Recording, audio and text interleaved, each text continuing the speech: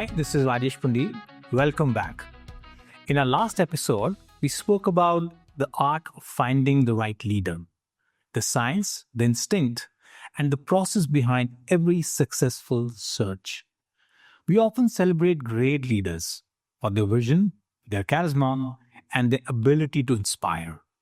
But leadership at its core is not a destination, it's a balance between competence, character, and context. Sometimes even the most accomplished leaders lose that balance.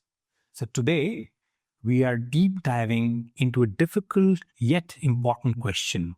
Why do great leaders fail? What happens when the leader, the one everyone believed in, does not succeed? Why do great leaders with perfect resumes, glowing references, sometimes stumble in their new roles?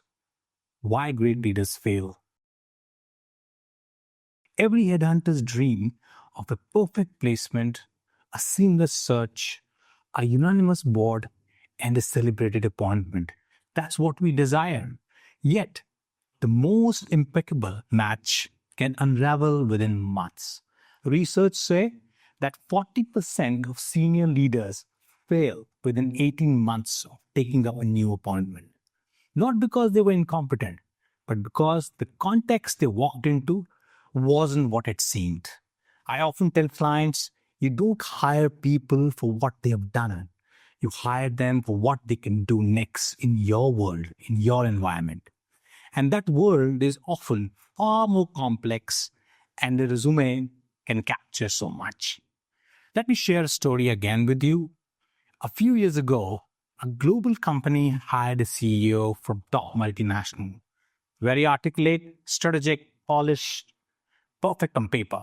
But what they didn't account for was the context. He came from a highly matrix culture, layers of governance, structured decision-making, long planning cycles. The company he joined was a promoter-driven organization, quick, intuitive, and deeply entrepreneurial. Within 6 months, frustration built on both the sides. He thought they were impulsive. They thought he was too slow. The result, a brilliant leader, wrong environment. He didn't fail because he lacked the ability.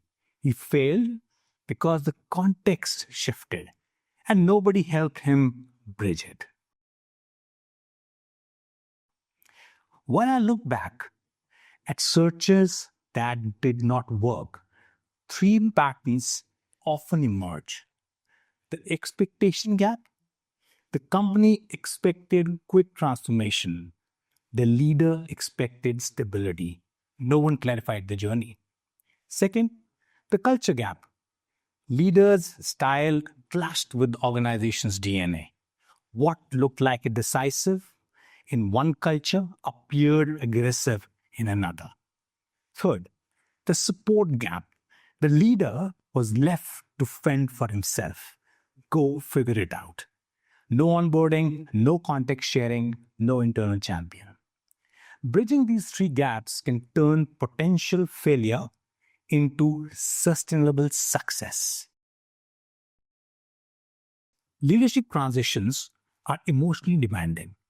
A new leader walks into a room where everyone already has an opinion. Some hopeful, some skeptical, some threatened. In that moment, they are not just managing a business. They are managing perceptions. That's why empathy, humility, and the ability to listen early on are very, very crucial. The smartest leaders I've seen spend the first 90 days not proving themselves, but understanding the terrain. As it is said, the first thing a successful leader has to learn is when not to lead.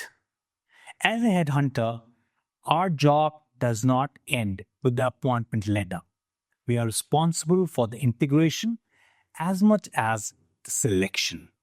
That means setting realistic expectation on both the sides, helping the board see the leader's working style, helping the leader read the organization's unwritten rules. That means difficult conversations. And sometimes It means staying invisible, just listening, nudging, bridging, trust quietly from the sidelines. When done right, this partnership turns placements into transformation. So, why do great leaders fail?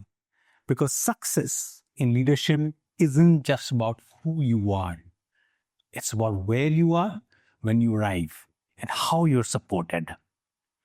When the fit between competence, culture, and context breaks, even the best leaders can falter.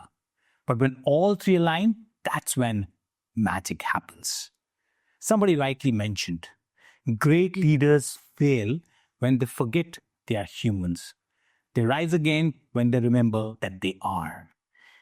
So, in our next episode, we will move from individuals to institutions.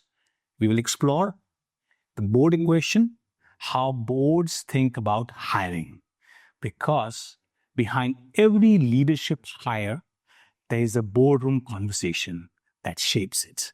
Thank you for listening. Signing off, Rajesh.